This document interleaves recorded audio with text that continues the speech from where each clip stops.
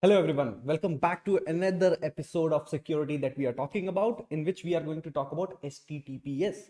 So what does HTTPS is basically? We have heard a lot of time that the HTTPS, which is Hypertext Transfer Protocol Secure, is something whenever you have a website, on the website you see something which is called this icon, which is a lock icon. This basically says that your website is basically, your connection is basically secure. What is this altogether, right? Why we say HTTPS is more secure and more better as compared to HTTP? You may be knowing about, yeah, there are some certificate, there is a different protocol, we have some SSL kind of thing. These are jargons that you have heard about. I know, I do understand. But what we are going to do, we are going to understand different benefits that we get from HTTPS, because whenever you talk about in interviews or whenever you understand the real power of HTTPS, you will leverage it and you will ensure that whichever website you are owning is actually using the HTTPS, because it gives you a lot of inbuilt power. So what are those power? Let's try to understand one by one. So first thing first, basically it says that it gives you data encryption. What it meant by anything that actually the data which transfer through the TLS, which is your transport layer security, basically that is how basically your data get transferred. Now what it ensure, it ensures the data which is getting transferred from your client to the server, in between the data is unreadable. Like you are chip in, you try to access the data, you won't be able to understand what kind of data is basically going, because this is not readable data that get transferred from the client to the server. That is one important thing that happens. Now talking about the authentication, what happens in this particular case, as we said, there is a certificate. Like when there is a client to server, a connection is set up, a certificate is basically provided to the client, and then that certificate is actually used for all the communication for encryption that happen. Who provides that certification? That certification is provided by certificate authorities, basically. We call it SSL or TLS, basically certificates that we have. Now what these certificates basically helps, consider example the certificate that your server is basically providing. In case that certificate is not valid or expired, your browser basically is, or client basically is able to understand, oh, the thing which is coming is not secured, is not valid, and it will show warnings, and it won't basically things happen. So it will show those notification warning kind of thing, boss, you have to go and rectify your certificate, there is some issue with the certificate. That is one thing interesting. Now the other thing which comes is the data integrity. What does it mean? It ensures the data that you are sending is not manipulated in between. How? What it does internally, when there is a data getting transferred, it uses cryptographic basically encryption or the checksum basically to ensure that the data which is getting transferred is not tampered. So there is a checksum validation that happens on the client and the server, basically, where if the data is tampered, it will get to know and it will say, oh, no, this data is tampered, I'm not going to use that.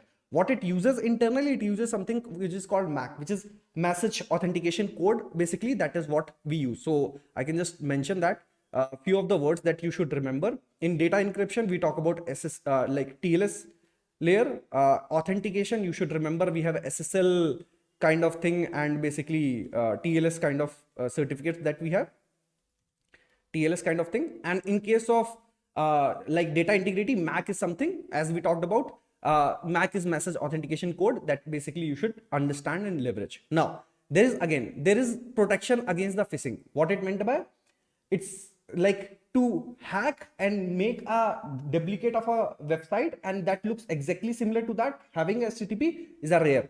And if someone do not have the HTTP website, you will get to HTTPS website, then you will get to know, oh boss, there is something which is not right, because all the websites which are there, which are from good provider, all the big companies, they uses HTTPS, and if it is not having those, then please do not trust that and please do not use that. That brings the first level site. Now there is something called data privacy also. What it meant by, as we said, the data which goes from client to the server, no one basically can steal the data or look into what is going to happen. Example, we talked about ISP provider, like we have internet server provider. What if someone hop into your router and see what kind of request and what is basically happening, what kind of data transfer is happening? If you are using HTTPS, you don't have to worry about. Lot of these things are out of box taken care by data privacy, which ensure the certificates basically that you are using inside the HTTPS, it won't let people to read the data intermediate and basically get to know, oh acha, you are visiting these things, you are doing these things, they won't be able to track that well.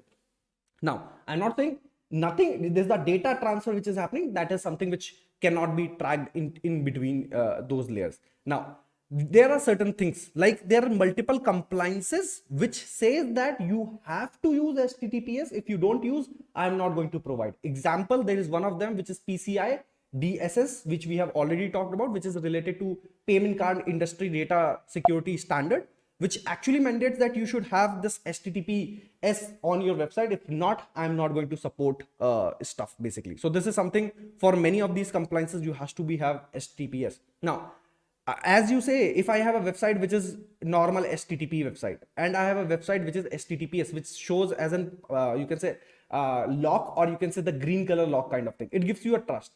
And there is more interesting thing to it. So consider example, if I try to go to HTTP, try to notice what is going to happen.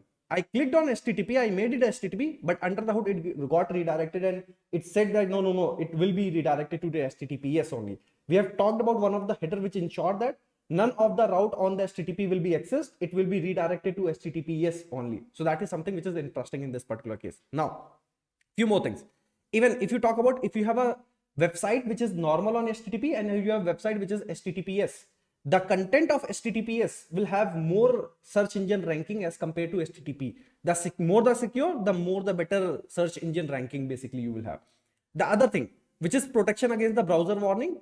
In case, as we talked about, if there is a certificate expired, many of the website, many of the time, many of the browser, if the website is HTTP or do not have the right certificate, all of these, it shows the warning. You might have seen a page as a warning. It says that, do you still want it to continue this site? This site doesn't seem to be secure. I hope you remember those screen coming, right? In one way or the other way. Those are something that comes. The browser also talks about the security. If you don't have the right set of certificate, you don't have right set of, you can say, you are just having HTTP. Many of these basically your browser says, no, you have to use HTTPS.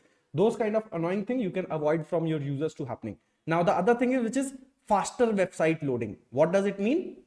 In this case, you might be knowing there is a concept that we talked in the networking module, which was related to the benefit of HTTP 2 over HTTP 1, or you can say 1.1.